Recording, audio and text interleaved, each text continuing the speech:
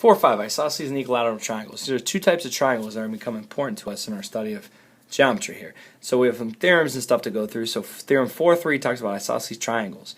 If you have the sides of a triangle are congruent, making an isosceles, that tells me that my base angles, angle A and angle B, are also congruent. The converse of that is if you have the base angles congruent, so in this case angle A congruent to angle B, then your sides are congruent. AC congruent to BC. If a line bisects the vertex of an angle, this is theorem 4.5, of an isosceles triangle, then the line is also perpendicular bisector of the base. So we look at see that the base or the sides, are the same. So AC is congruent to BC.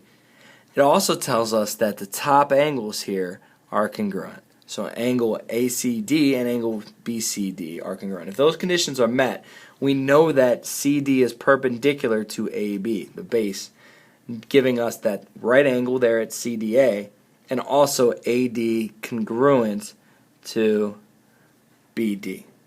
Okay? And corollary, 4.3, if a triangle is equilateral, then the triangle is equiangular. So if they give me that XY is congruent to YZ, which is congruent to XZ, okay, that's going to tell me that all the angles are also congruent.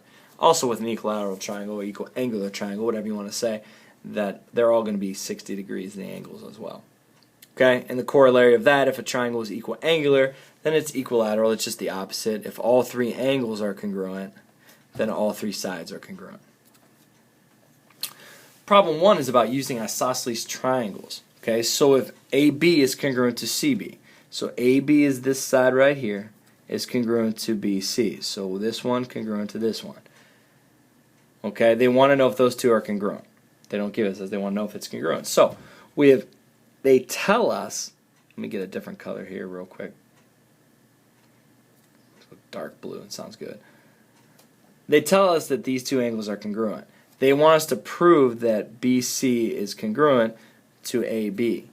Okay, how do I know that? Well, again, yes, I'm going to say they are congruent. Why? Because base angles, because angle A is congruent to angle C. That's telling me my base angles are congruent, so my sides are congruent. Now they want to know is angle A, which is that angle right there, congruent to angle DEA, which is right there. Are those two angles congruent? And again, I'm going to say yes. Why? Because I have side AD congruent to side DE. Since my sides are congruent, my base angles are congruent, giving me isosceles triangles. Problem 2, using algebra. What is X? 54 degrees is down here in this bottom corner. So we're going to use that fact to help us to find X, X being that top angle. Using one of those theorems, they tell us that this angle and this angle are congruent. So those are both X, and they tell us that AB is congruent to BC. So knowing that, we know that this is a perpendicular bisector. So we know that angle right there is 90 degrees.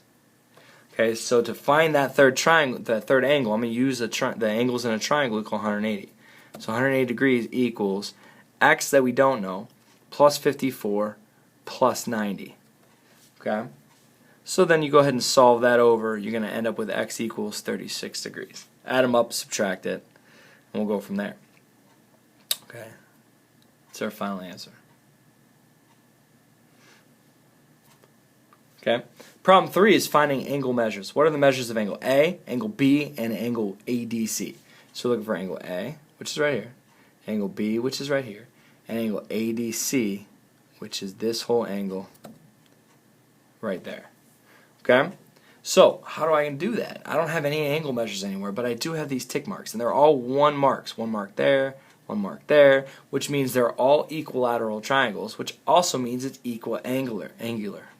So angle A, we know that at 180 degrees divided by 3 is going to be 60 degrees.